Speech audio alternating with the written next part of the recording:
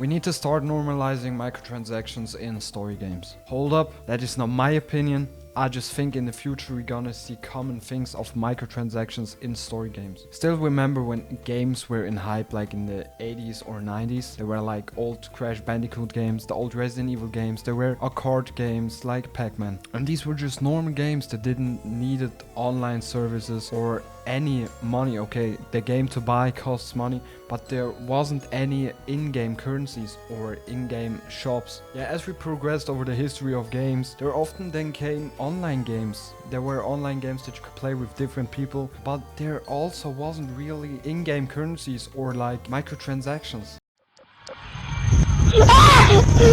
But over the progress of games and also multiplayer service games, we often saw there are some shops or some microtransactions that you could buy with real life money. I mean, when we talk about mobile games, there were just hundreds of mobile games where you could just spend money on them and get better things in the game. I mean, I can't get over these awful ads that just scammed you the hell out. Luffy is really cool and powerful.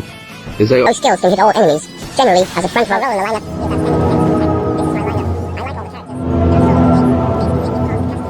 Like till we reached 2017, Fortnite. Still remember when Fortnite came out? Skins always in the item shop. At the start it wasn't really a big thing. There were just little kids running to their parents and asking for the credit card.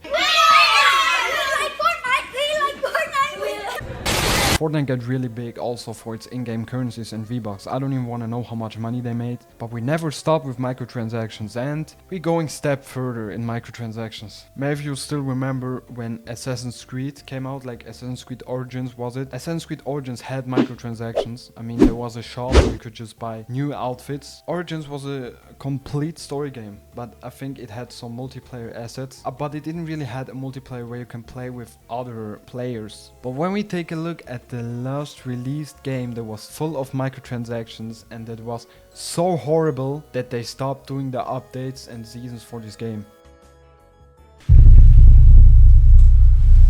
I mean, in some games you can earn or access some points and then buy something in a shop. This game was fully not on this side, and I also think many big games later are gonna have microtransactions in a way. I mean, the main rider for microtransactions is still EA. I mean, people were eager there to buy. EA was smart with microtransactions, and they are, because you buy points and then open packs. That's clearly all. There was such a hype at the time around FIFA, I still remember. Pyrocynical is a furry that goes to furry conventions that gets fucked in the by 40-year-old men.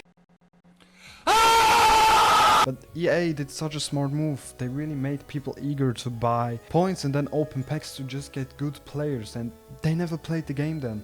I know it makes a lot of profit for many big companies, microtransactions, and microtransactions aren't a must. You don't need to buy microtransactions if you don't want.